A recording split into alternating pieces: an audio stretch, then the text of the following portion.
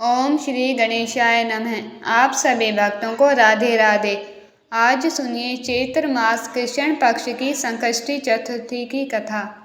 एक समय की बात है कि विष्णु भगवान का विवाह लक्ष्मी जी के साथ निश्चित हो गया। विवाह की तैयारी होने लगी। सभी देवताओं को निमंत्रण भेजे गए, परंतु गणेश जी को निमंत्रण नहीं दिया।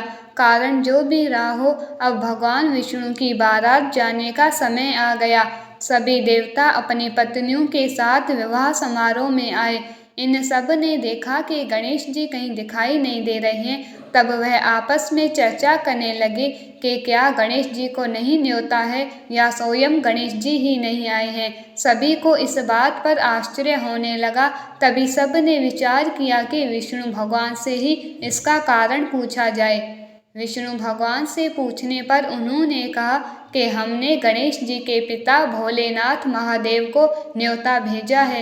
यदि गणेश जी अपने पिता के साथ आना चाहते तो आ जाते, अलग से न्योता देने की कोई आवश्यकता नहीं थी।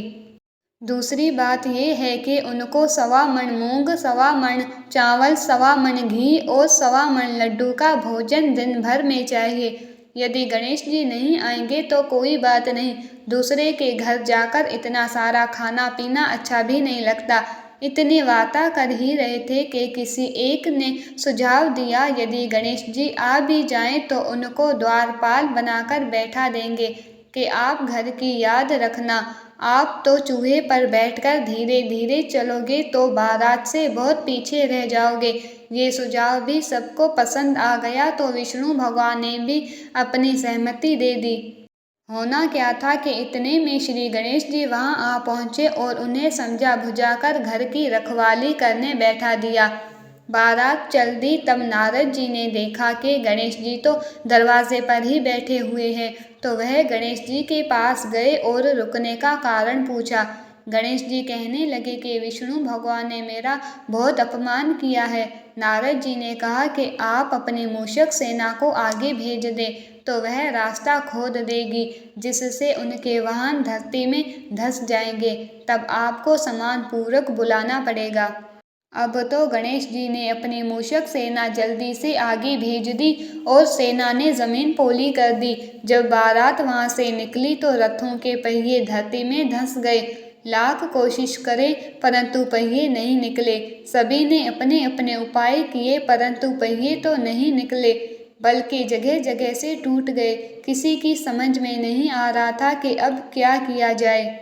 तब तो नारद जी ने कहा, आप लोगों ने गणेश जी का अपमान करके अच्छा नहीं किया। यदि उन्हें मना कर लाया जाए तो आपका कार्य सिद्ध हो सकता है और ये संकट टल सकता है। शंकर भगवान ने अपने दूत नंदी को भेजा और वह गणेश जी को लेकर आए। गणेश जी का आदर सम्मान के साथ पूजन किया। तब कहीं रथ के पहिए निकले। अब रथ के पहिए निकल तो गए परंतु वह टूट फूट गए थे। तो उन्हें सुधारे कौन। पास के खेत में खाती काम कर रहा था, उसे बुलाया गया। खाती अपना कार्य करने के पहले श्री गणेशाय नमः कहकर श्री गणेश जी की वंदना मन ही मन करने लगा। देखते ही देखते खाती ने सभी पहियों को ठीक कर दिया।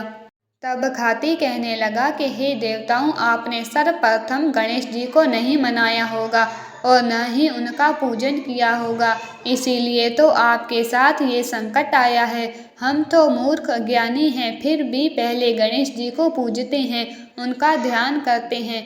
आप लोग तो देवता गुण हैं, फिर भी आप गणेश जी को कैसे भूल गए। अब आप लोग भगवान श्री गणेश जी की जय बोलकर जाएं तो आपके सब काम बन जाएंगे और कोई संकट भी नहीं आएगा। ऐसा कहते हुए बारात वहां से चल दी और विष्णु भगवान का लक्ष्मी जी के साथ विवाह संपन्न करा के सभी सुकुशल घर लौट गए। हे श्री गणेश जी, आपने विष्णु को जैसा कारज सार्यो ऐसा कारज सबको सिद्ध कर जो।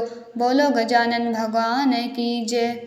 अगर आप प्रिय भक्तों को ये कथा पसंद आई है तो please like share and subscribe अवश्य करें और कमेंट में ओम श्री गणेशाय ज़रूर लिखें।